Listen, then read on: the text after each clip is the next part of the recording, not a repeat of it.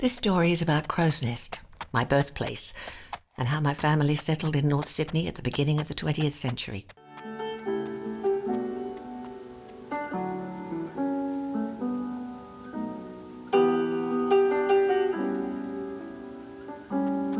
My father's family moved to North Sydney from Braidwood in the early 1900s, initially living in Ridge Street. The house still stands today. Later the family moved to Myrtle Street, where Dad was born in 1913. My grandfather joined the North Sydney Police Force, and as the family grew they moved to a larger home in Willoughby. Killed on duty on the Pacific Highway, then known as Lane Cove Road, Grandfather left behind 6 children. Plenty of land for growing fruit and vegetables. My grandmother, the local midwife in Willoughby, found a strong community spirit, despite little money. I loved visiting my grandmother's home. The backyard seemed like a small farm.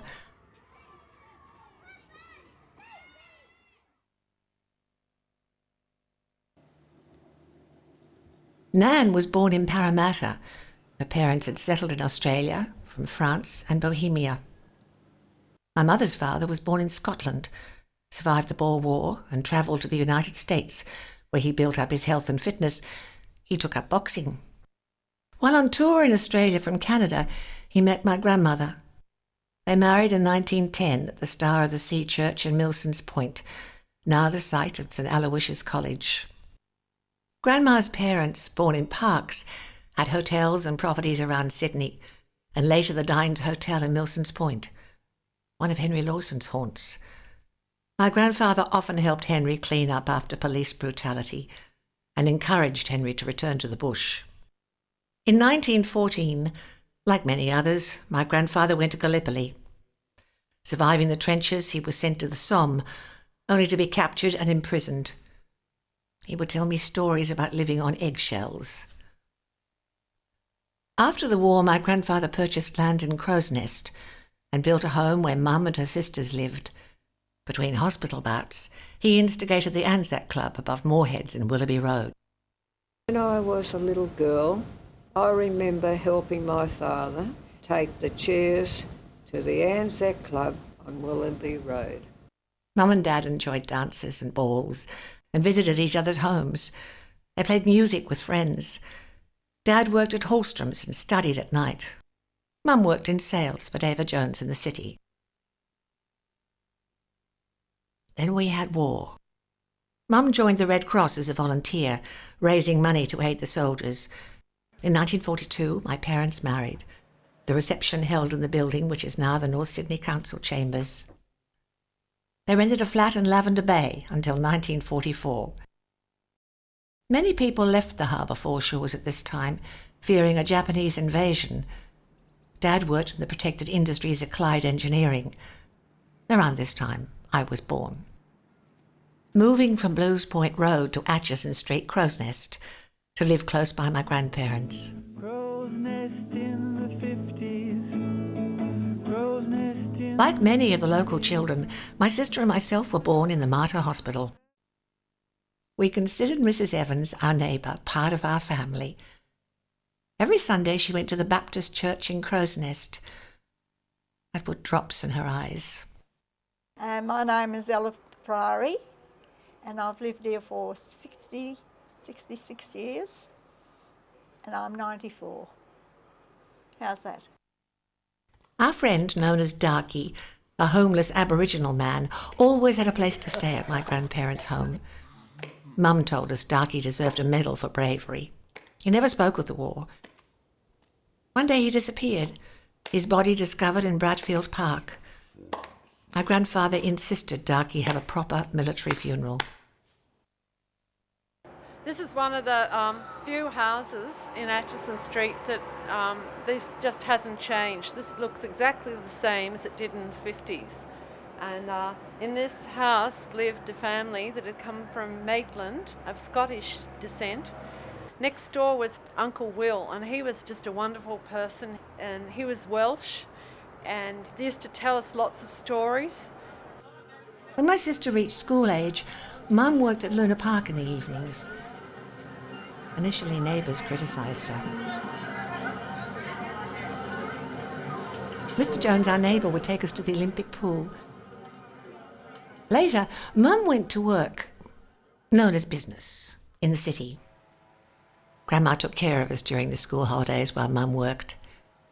In spite of Grandpa's injuries, he showed us how to cartwheel, often engaging us in stories of his travels. I remember him writing letters using carbon paper and listening to the midday world news on the ABC, a daily ritual for him.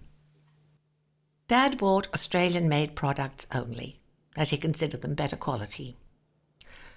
Whilst renovating the house, he eventually replaced the leaking roof with tiles. His brother helped with the plumbing on weekends. At 7 years old, I remember my dad leaving to work on the Snowy River scheme. Little did he realise that asbestos used would ultimately kill him. He wrote often, with the post delivered twice a day and on Saturdays, sending photos of snow and the people he met. Boys on bicycles delivered telegrams, dressed in khaki shirts and slouch hats.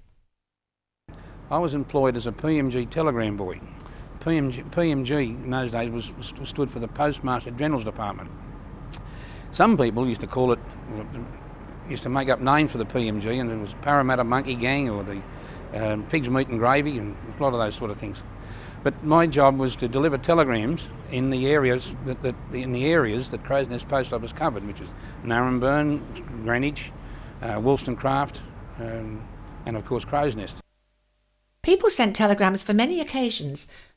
Neighbours became apprehensive when a telegram boy arrived, as sometimes it would herald an illness or death in the family. The mail was delivered twice daily and on Saturday mornings. In 1958, there was trams were running down Pacific Highway, Falcon Street and Willoughby Road, which, with all the tram tracks around on those streets, was a real cycle hazard for us telegram boys, especially if you got your front wheel caught in it, as I did on the first day that I came to work. And I got my front wheel of my own bike caught in the tram tracks and was buckled severely. And the first conversation I had with the postmaster, it was Jack Benno, was his name, was that he asked me the question, could I ride a bike? And which is, I couldn't blame him, because the first day I worked to ride a bike, and here I'd bring my own bike in, all pranged up.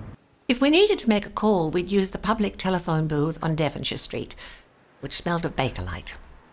To call family in the country, we'd make trunk calls and rare overseas calls at the crowded post office. This building here behind me is where the Crow's Nest Post Office used to be. Over here to my right was the alleyway where the public telephones were, and that went right through to the lane at the back. Along that alleyway, the covered part of it, was the phone booths. And the doors of the phone booth would open out. So as you're walking towards Pacific Highway, if anybody came out of the phone booth in a real hurry, you'd walk straight into it.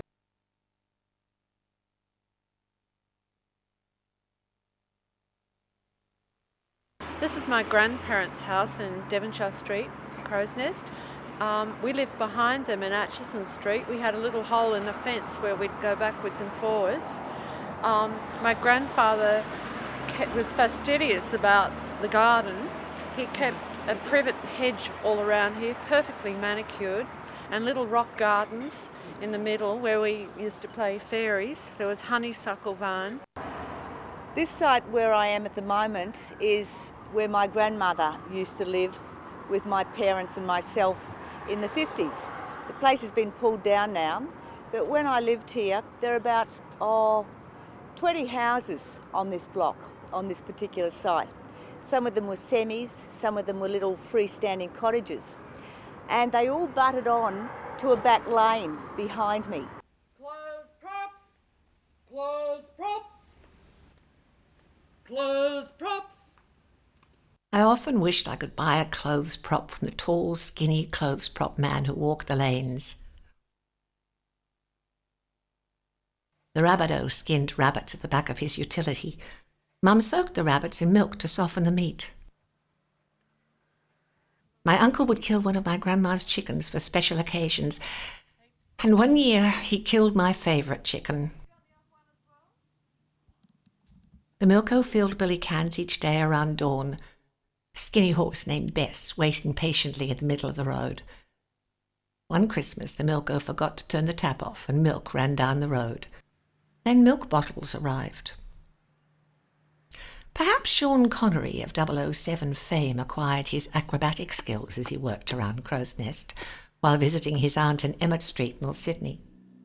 During winter, the man from Hague's, wearing a blackened beret and leather apron, delivered coal in his Bedford. Later, Dad bought a fireside kerosene heater. In summer, kids ran along the side of the iceman's truck. He had a loud laugh and big teeth. He'd break chunks of ice for kids to suck. I missed the iceman when Mum bought the Kelvinator, the first fridge on the street. The bottle-o drove round the streets collecting bottles. I took my bottles to the shop and with deposit money bought comics.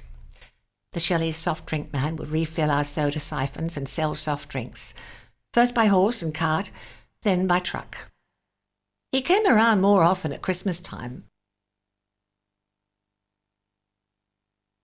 Mr. Morphew reminded me of a giant fuzzy teddy bear.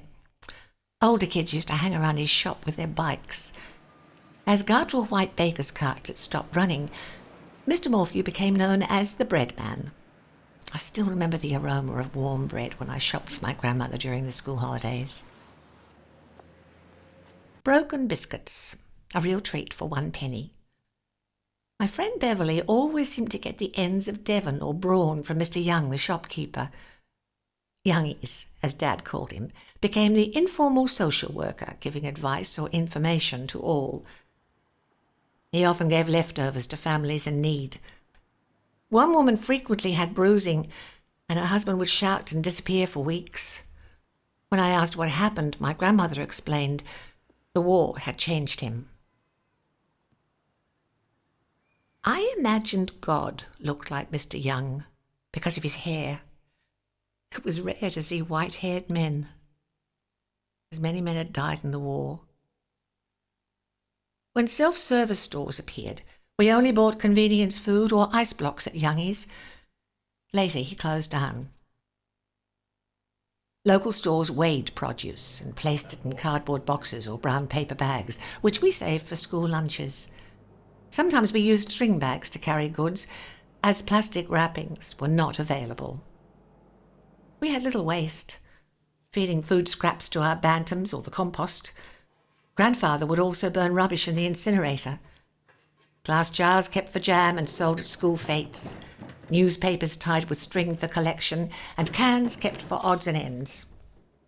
Grandfather's workshop had rows of cans containing various sized nails and screws. When the shopping was Friday night, the late shopping, Chatswood crowd would come down to Crow's Nest. Two of the original businesses that were here in those days are still here, of course not run by the same people, but Kramer Brothers Real Estate was very prominent in the area and had a lot to do with a lot of the home units going up in Wollstonecraft, and also Chopsticks Restaurant that was originally there back in the 40s and 50s is still running, but not by the same people again. Pat the butcher round the corner always had a joke. Would disappear into the huge wooden fridge and return with the best rump steak in Crow's Nest. Butchers' stores in Crow's Nest with names such as Holloway's, Lane's, Leach's, and Grubb's. The barber, Mr. Holland, chatted outside his store. Across the road, Mr. Penny, the pharmacist, would smile through his Charlie Chaplin moustache. I enjoyed looking in at his maze. The Baptist church is in the corner, which has been there forever, and next to it is the new church hall, but it used to be an old wooden building and there was more greenery and grass around. And the next street was the photographic studio and a dress shop and the herbalist shop and a health food shop, and across the road was Penfolds with its 1928 sign, which is where it had been there. And we just had the back paling fences onto the lane, which was rather typical in those days. And the kids used to play in the back gardens and then out in the streets. Number 45 used to be the homemade chocolate shop. Used to be my shop. Next door, it was the old Fred's Hadley, a barber shop. People used to queue up Saturday morning to have a haircut. Door after that, a continental cake shop it was a brilliant cake shop. That means a good homemade chocolate shop, a good cake shop, and a good barber shop. Our family attended the wedding of Maria, the greengrocer's daughter. They delivered our fruit and veggies. Her father hired the Sydney Town Hall for the wedding reception. We refer to them as the New Australians. We had 11 butcher shops in Crow's Nest in the 50s and early 60s, and we had about 8 or 10 fruit shops. Some of the people that ran those fruit shops in those days were people like the Mangravides, the Arenas, the Loprestis, the Pupos, and of course my dad, Tony Melly. We got to know a lot of the growers. There were a lot of Chinese and Italian and Lebanese growers around the Ryde Epping area and as far as Castle Hill. It sounded like a long way to go in those days, but as you know, today it's only like 5 minutes down the road, and we used to go out and buy all our local vegetables. Across the street, at the moment is a restaurant called Sentosa. It used to be fish and chip shop run by convalhanos. Fridays, people that used to queue up for fresh fish and chips. Run convalhanos, was a good man. Next door used to be a chemist, but it was an old, dark and dusty little chemist shop those days. Over the road where the Sea Chest restaurant is, stood a place called Moorheads. It was another haberdashery type of shop where you could get anything for women and girls, underwear, clothes, bits and pieces. But one of the most fascinating things that struck me about this place when I was a kid was they had a wonderful flying fox pulley system that delivered money around the store. It was when people paid their bills, they paid it to the sales assistant, who managed to put all the notes of the chain into a little can, which was attached to this pulley. And she'd pull a little handle, and this little can would go rocketing up to another area in the store where Mrs. Moorhead sat with a number of assistants.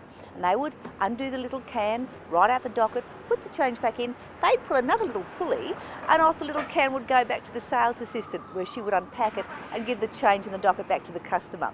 And I thought that was so cute. Under the maze of overhead tram cables, Mr. Williams directed traffic with his white gloves. He often asked how the family was doing. I wondered if his father was the owner of O.J. Williams, the department store. I remember so well was the O.J. Williams building. Yeah. And that was the closest thing to a town sort of shop that I think you could get. It was sort of like going to town when you weren't going to town. Yes, that's right. And I can remember my mother loved going there because it had haberdashery and shoes and wool, lots of wool. Lots of